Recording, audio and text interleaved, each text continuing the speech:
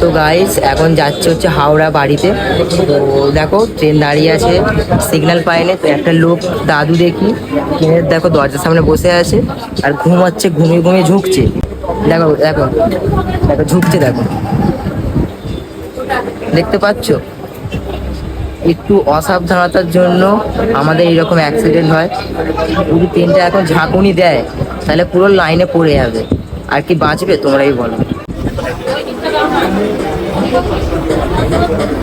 তো চলো তুলে এই সাইড করে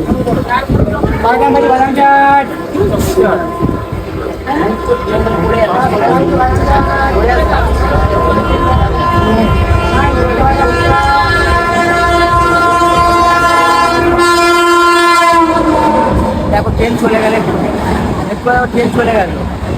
ঠিক আছে, এরকম কিছু অসাবধানতার জন্য এরকম অ্যাক্সিডেন্টগুলো হয়।